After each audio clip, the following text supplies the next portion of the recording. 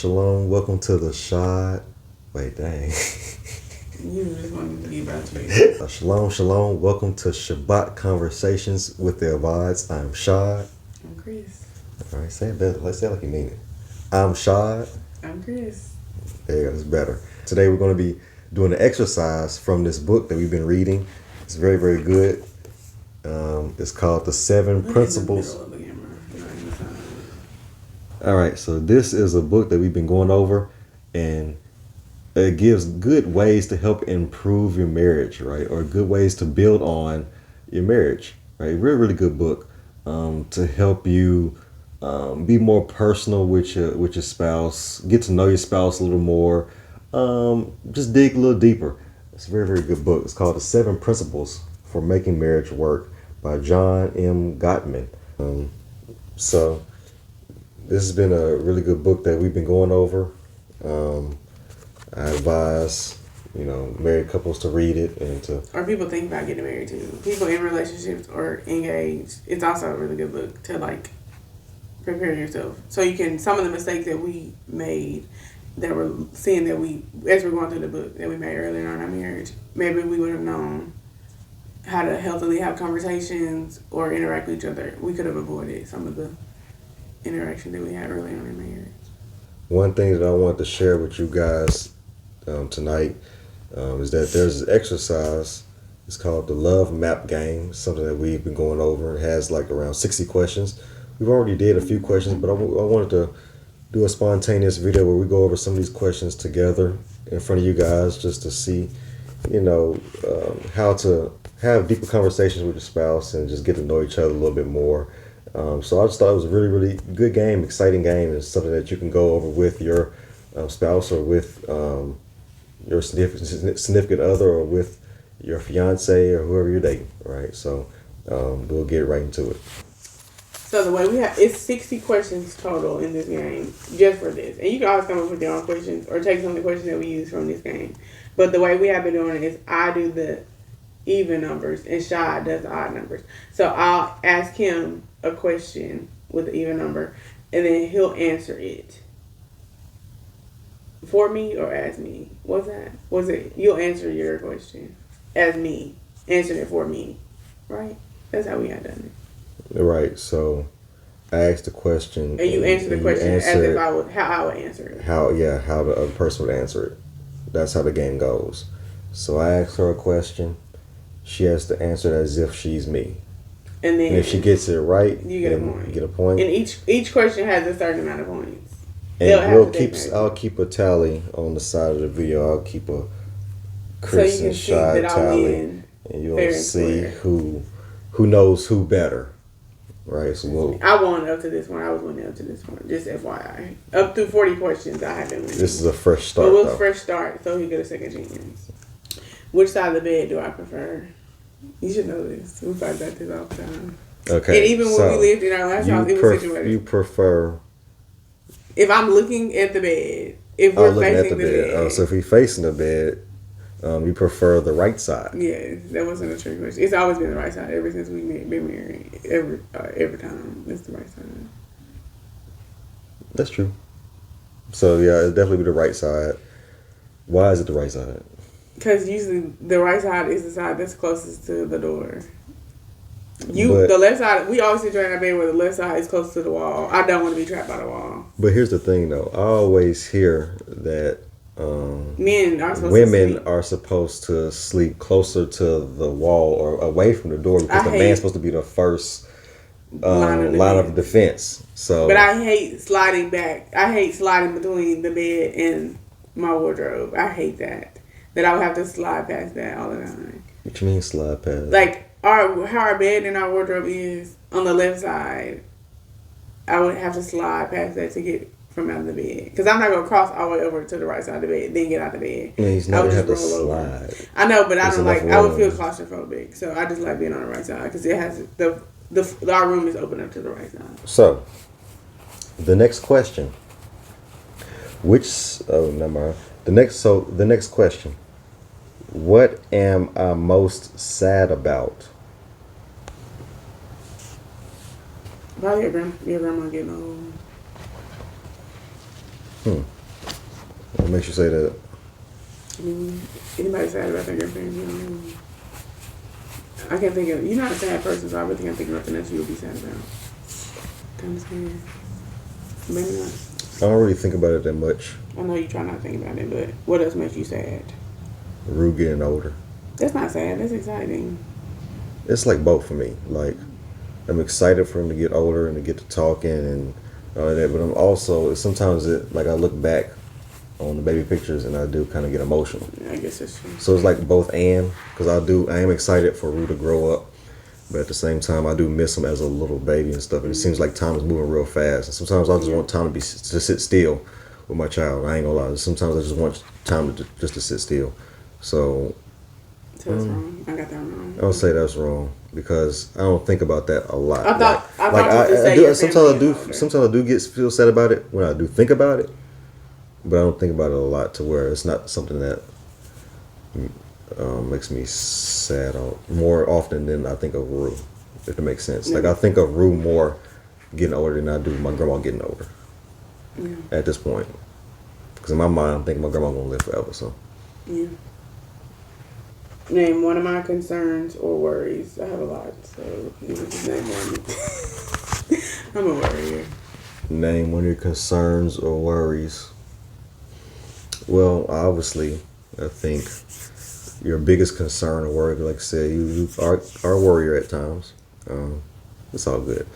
But I think is getting through the PhD program, just in general. I think that's, because obviously the worry right now is the meeting that you have coming up. But I think in general, getting through the PhD program. And I think we could talk about that on a different episode, imposter syndrome, and I think that'll be a good episode talking about that. We ain't got to talk about that right now, but I think that could be a good episode. But yeah, so yeah, that was it. That's it. Cool. We just got off the Yeah. So, what was my most embarrassing moment? I don't know if you know this one. I don't think I ever discussed this with you. Okay, so how am I supposed to know? I mean, but this is where your listening skills come into play. You just said I'd never explained it, so I had nothing. I don't think I've ever like explicitly explained it, but in passing and talking about my life, I've had a few embarrassing moments in my life. You forgot the words at a choir concert. I know. Oh, snap. I swear you weren't going to get that one. I remember you telling me that. You was in middle school or high school? Oh, high school? Yeah, I remember that. You It did was tell me that. freshman year. It wasn't at the graduation, was it? No, I killed the graduation. Okay. It was like legit just at a regular concert at the auditorium. Oh, okay. I pulled that out of like the obsidian. That was good. That probably was my most embarrassing moment. I knew it had to be something to do with theater, or you in that stage of your life, because otherwise you don't get embarrassed. You've never been embarrassed. And the crazy thing about it, because afterwards I cried and everything. I was like, I'm a failure. Oh, no, no. My dad had to console me and everything. Oh, boy. He made me feel better about it. But like, what crazy was about it was that I played it off so smooth to where people didn't even really notice. It was really all in my head because I forgot. Embarrassment is self-imposed. Because I forgot, but nobody really realized. Everybody thought my mic was out. So like, so as soon as I remember, I came right in and start singing. So like, I missed like the first 2 lines of the song, like the song intro. So it was just blank. Like it just almost like an instrumental. It was just quiet. No, the piano was playing. But it was supposed to be vocals on it. Supposed to be me singing. Yeah, and it just was, the piano just kept playing. And so I missed the first 2 lines. He must have reversed it. Oh, he just kept playing. Just kept playing. I just came right in. Did you forget the words, or you forgot to come in? I think it was nerves. Oh, this is your first time having a solo? I believe it's my first solo. Oh, okay.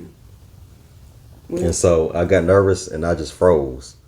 Like I didn't forget, but you know when you overthink and you're nervous, you sometimes just freeze. No, never.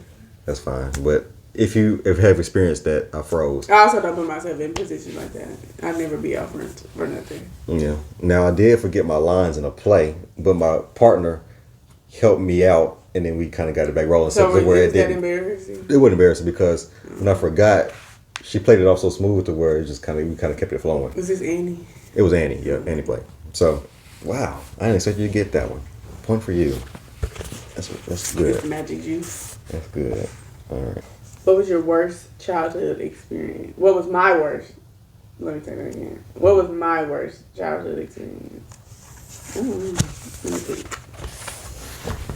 This is easy because this is easy. Easy. Very easy.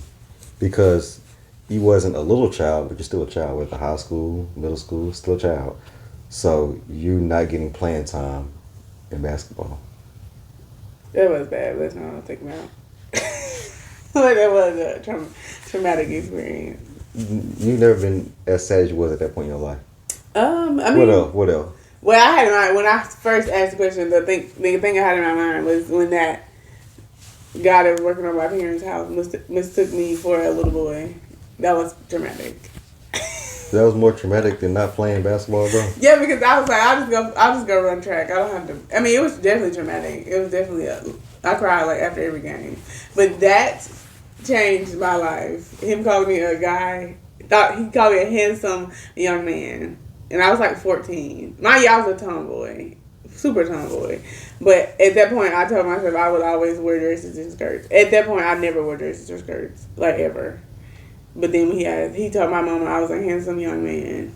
I said, I gotta start looking like a little girl. I can't do this anymore. So that changed my whole aesthetic. I was like, no more tomboy, because this man thought I was a boy. So that was probably traumatic. I do remember that, but I didn't think that was more traumatic than. Yeah, that literally changed my look. Like, I was like, I used to wear the straight back braids. I'm like, I'm wearing braids. All I did was play sports constantly. Right. So I just wear straight back braids. After that, I was like, Mama, start doing my hair. Like, I gotta do something because I cannot be mistaken. I think I was in 7th grade. Mm-hmm. Imagine being in 7th grade, being mistaken for a little boy. Yeah. That's traumatic. Yeah, I understand.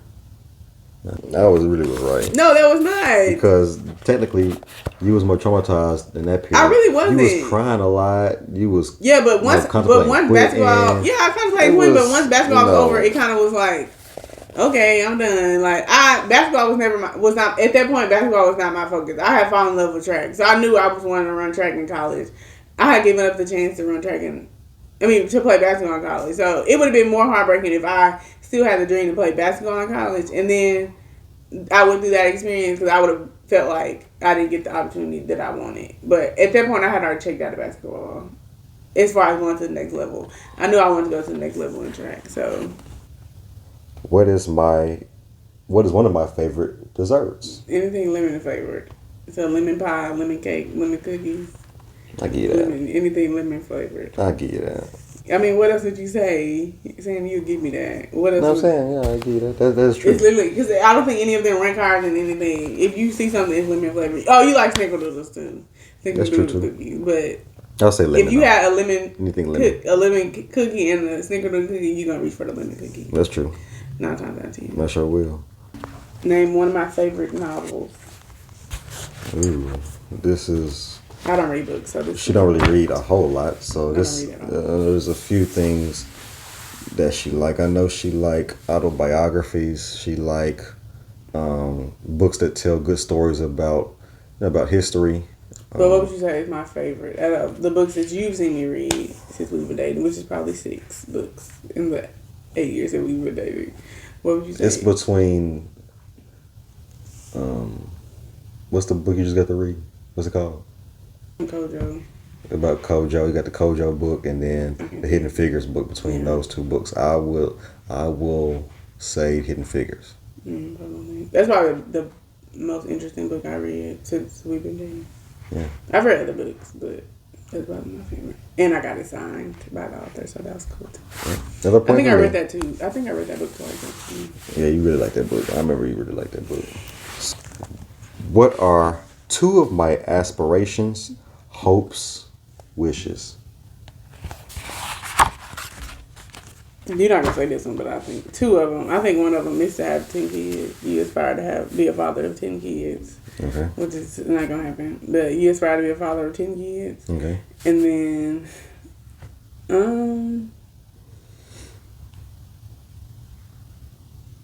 as far as career wise, you just said 2. No, I don't think you have a aspiration career wise. I think you have where you want to be. but I don't think I can't necessarily you aspire to like you don't have a. I work until you get to this position.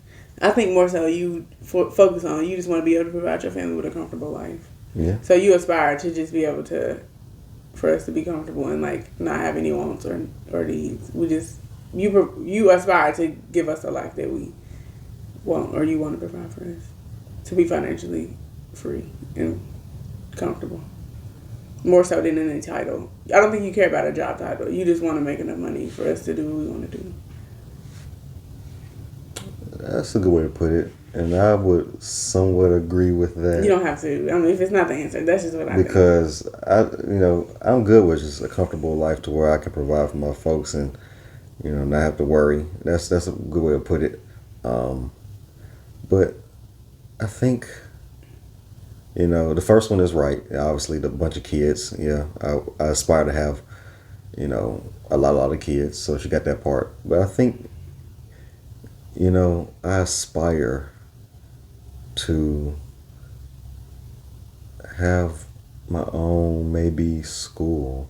There is no schools for Black Israelites or Black Jews, right? Not here, not down here. Not that we know, especially down in South. Now, I'm sure on the East Coast is probably plenty, I'm sure, but we don't really have that here.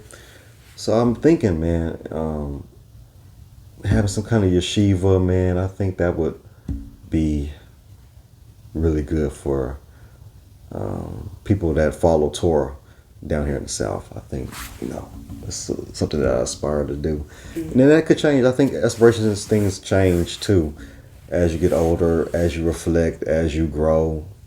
Aspirations change. But even if that was to never happen, because here's the thing, even if I was to never get my own school or all that kind of stuff, I would be satisfied with just raising a righteous family in Torah, and leading the next and breaking generational curses to where, our kids can carry on the baton and teach their kids. That would make me, I'm satisfied. I'll be satisfied with that. Because at the end of the day, it is about passing the torch on to the next generation. At the end of the day, that's the legacy I want to build. Like, obviously, I want to pass on wealth, pass on assets. That's obvious, and all this fine and dandy. But what's the point of passing on assets, passing on wealth, if you're not teaching your children in the ways of the Most High? Like, what's the point? Because be like the Murdaughs around here, passing on wealth, passing on estates, and passing on stuff, and next thing you know, the whole empire go down because y'all a bunch of devils. It's just so that's, to me, that's the legacy I care about.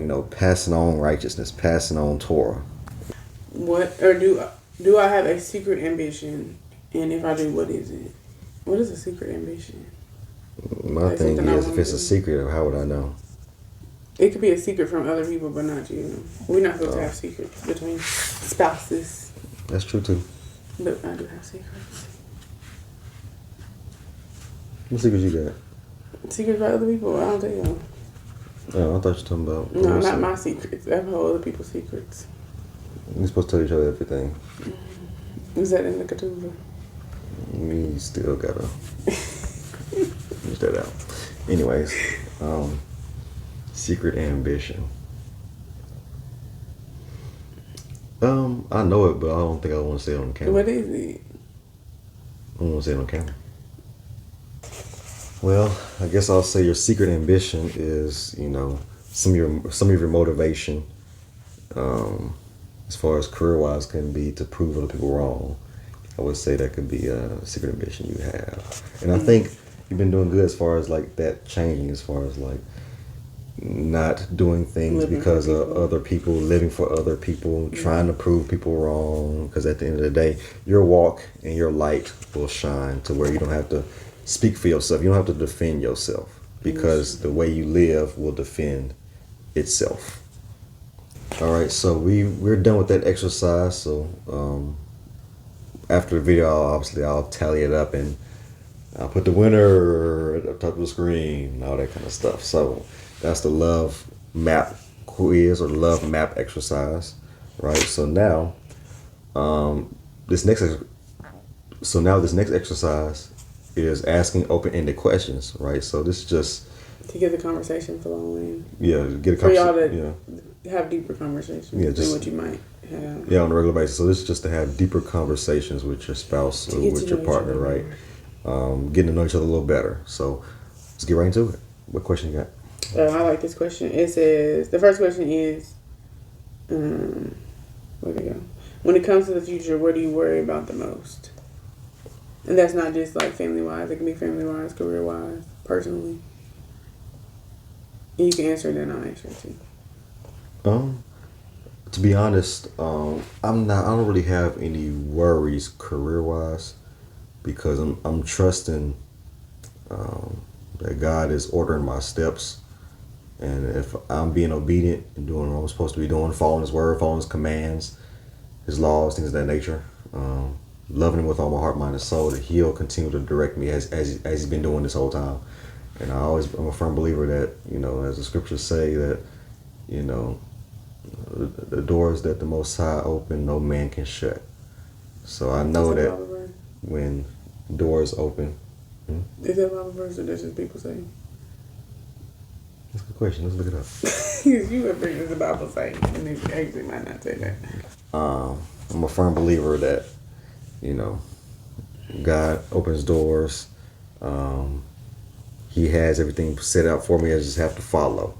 So as long as I'm following Yah's will, I'm pretty straight when it comes to career stuff. So that's not really something that I really think about often. But the thing, I'm being honest, the thing that I worry about the most is, am I being the best husband? So making sure that, you're not getting sick of me or getting burnt out. I do worry about that sometimes. And am I raising my child right? Like, will I make any mishaps to where my child goes wayward? I think about that a lot. Like, because I'm really big on, legacy, passing things down to my children. I understand I'm not going to be here forever, and that what I leave here on earth will carry my name over as time go. So that's something that I think about a lot. Like, am I raising my child the best possible way? Is there something I could be doing more of? Is there, the different nuances to parenting sometimes I think about. And sometimes I may overthink about it. I don't know. But I feel like mine is similar. Not necessarily. So mine is kind of career and personal. I guess I have is it the fear? Is that what the question is? What do you worry about the most? I worry about the most that I will struggle with a work-life balance. Like, I know it's easy to say that I'll have a good work-life balance, and my family obviously always do come first, but I know I have a little bit of my father in me, that I enjoy working a lot, especially if I enjoy my job.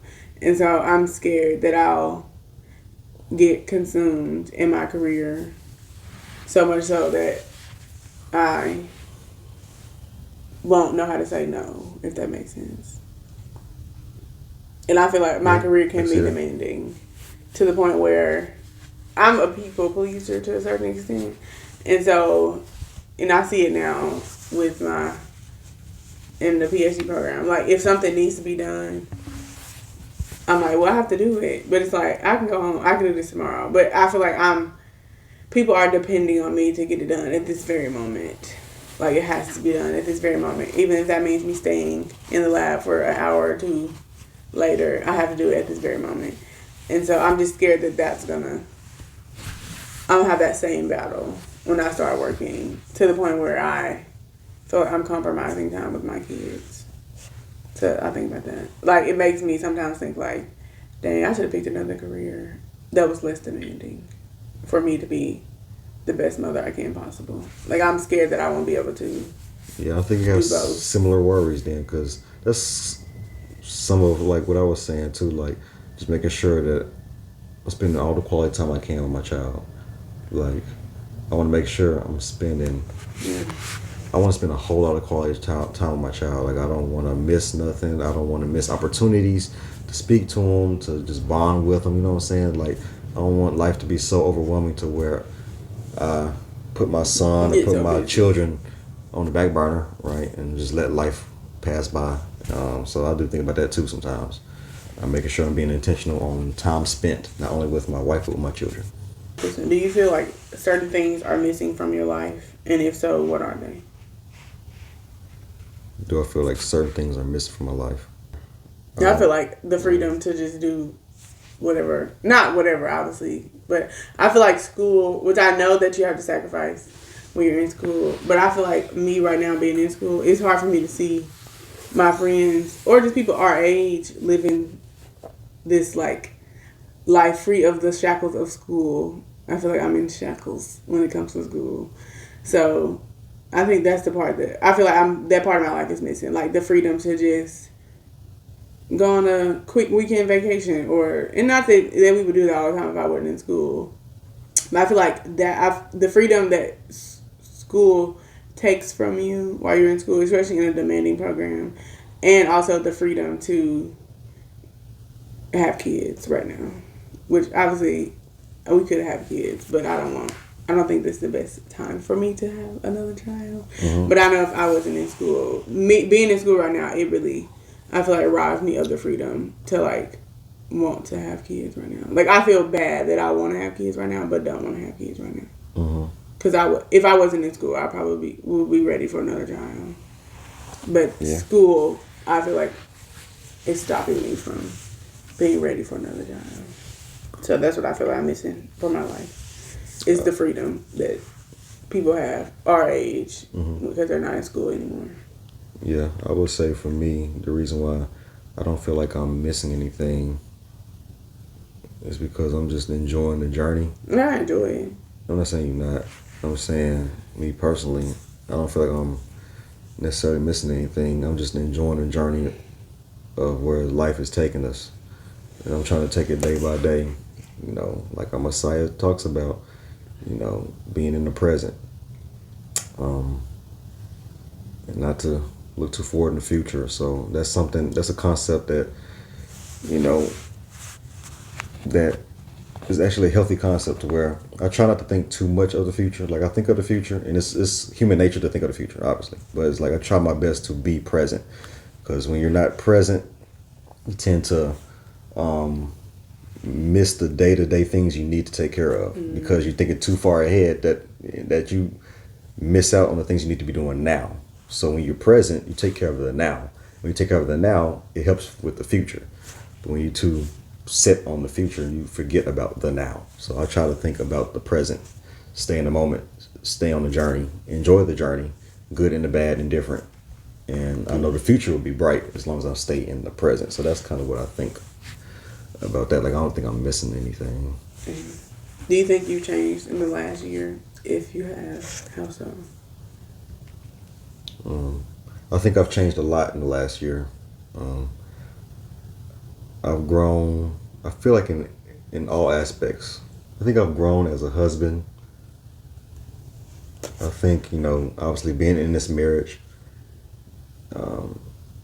has helped me see a lot of my own flaws that I needed to work on. As far as like maybe childish temper tantrums, as far as like me shutting down, blaming or having this righteous persona, being preachy in moments that I don't need to be preachy. These are different things that I think about as far as like over the past year that I've changed in. And I think I've changed in a lot of those areas as far as just being a support, because you didn't marry a pastor. You didn't marry me because you need me to be your teacher. You married me because you love me and you want to build with me and grow with me. So I've come to a realization I need to be more of a support. I need to be more of a help. I need to be someone that can hear you out. You can vent to. Everything's not necessarily this big old lesson. Sometimes you just want to talk. So just being a listening ear, being understanding, instead of always correcting all the time. Just being helpful, giving helpful wisdom or helpful advice to where it doesn't seem like I'm correcting, but it's like it's okay. Being encouraging, that's the word I look for, encouraging, and I've learned to do that. Instead of reflecting on what you need to do better all the time, I got to reflect on what I need to do better. And then when you do mess up or if you do something that I don't like, right, instead of blaming or you should do this, it's your fault this, I think what we could do is just reflect on ourselves first, fix ourselves, and I think, everything else will start reciprocating. I'll say this, because when I first kind of came to this way of being a Jew, being an Israelite, everything was race. Race. Very zealous, very brash about everything. Everything was just a big deal. And I think now with my level of understanding, especially over this past year, and just level of growth, the friend group that we have, I understand that everything is not about color and ethnicity, so to speak, but it's more so about just righteousness and wickedness. If it's right, it's right. If it's wrong, it's wrong. Being right is not connected to a color. Being wrong is not connected to a color, but it's just connected to, those who love God and want to do His will. That's what makes somebody right. So I think I've changed a lot in that aspect too, where I've become more balanced in my spiritual life. I feel like I've become more balanced in my spiritual life. I feel like I've become more balanced within the household with being a husband and, being a father and stuff. So, yeah, that's a long answer. Okay, do I think I've changed in the past year? I definitely feel like I changed in the past year. A lot has gone on in the past 12 months for me, especially. It's a lot of things that I celebrated and a lot of things I had to get through, especially over like the last, a lot of, and I don't want to say trauma, because I guess I don't think all of it is not trauma, but it's a lot of things that I experienced in undergrad up until this point that I kind of like blocked out of my head, and now I'm just starting to like work through them. Mm-hmm. So I think I've changed to the same point. I'm like, I stopped just stopping myself from having emotions or like from processing emotions. I just always was like, it's okay. Like, I don't have to, I'll deal with it in 20 years. Like, when it comes up, I'll deal with it in 20 years. Like, I made myself stop pushing off emotions. And I was kind of really forced to. I didn't want to. But my emotions just got so built up that they just came out. And, like, I would just cry. So, I think I changed from the standpoint of I'm becoming more emotionally mature. Mm. And, like, starting to deal with things that I didn't want to deal with. Yeah. That I was just going to tell myself I wasn't going to deal with no more. I just wasn't going to talk about it. And if somebody brought it up, like, I would give a short answer and just move on. Like, I wasn't going to actually try to process the emotions. But then things just started happening. I was like, I have to process the emotions to move forward. I think so I changed in that way in the positive. But on the flip side of that, with processing emotions, it made me a lot more anxious. And, like, I have worse anxiety now than I think I ever did. Mm-hmm. And then imposter syndrome, which we talked about a little bit at the beginning. Like, that has been an issue for several years. But I just would always push it off. Like, I could always suppress my anxiety and suppress my imposter syndrome. And I got to the point where I couldn't anymore. So I think I've changed by becoming more emotionally mature and having a desire to process my emotions and process things that I've gone through and experiences I've had. But on the flip side, in order to get to that place, I don't say I had to, but in order to get to a place where I got fed up with, like, not processing my emotions, it made my anxiety really bad. And, like, my imposter syndrome really bad. Mm-hmm. So I changed for the better. But in other ways, I got worse in the past year. Mm-hmm. And I think it's just from the life changes, too.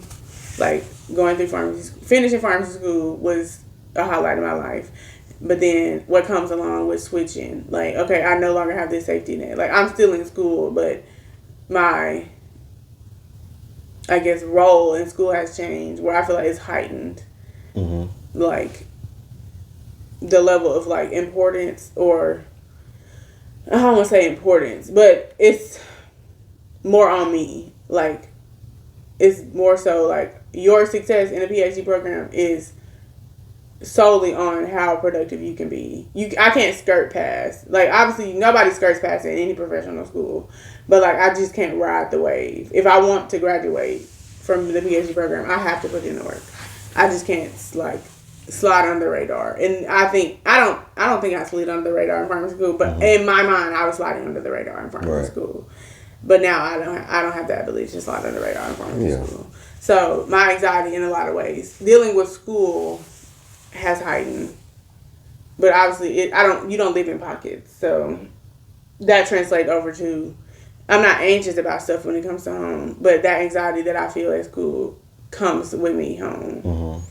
And me studying for my board exams and not passing on the first try. Like, that anxiety, all that stuff I bring with me. Mm-hmm. So, in ways, I got better this past year. But I was challenged a lot in this past year, too. Yeah. That's good. But that's another episode that we'll have to record, because it's a lot to unpack. Yeah, it is. So, anything else? You good? No, this is a really good book, though. So, if you can see it, it's gonna be backward. I don't know. I think it might be straight. But we'll put the link for the book in the description as well. It's a really good book. We've been reading through it for like the past month or two. Mm-hmm. Just chapter by chapter. We're going through it pretty slow, but it wouldn't take that long if you read it on a consistent basis. Right. But it's a really good book. I feel like we know each other pretty well. Yeah, we do. But this book has, like, made us have conversations that we probably didn't have before. Yeah. And the crazy thing is, this book is kind of touches on what this channel is about. Mm-hmm. You know, Shabbat conversations, having deep conversation, intimate time with, you know, your significant other, right? Set apart time to where you step away from the world and, you know, you grow together.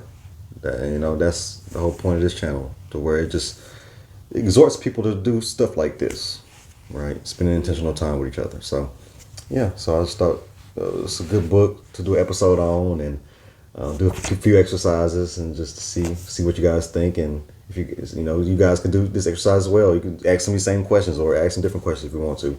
So, if you have any other topics you want us to talk about, leave it in the comments or in the live chat or whatever you want to do. So yeah, it's been Shabbat Conversations. It's been a pleasure. Well, holla. See y'all next time.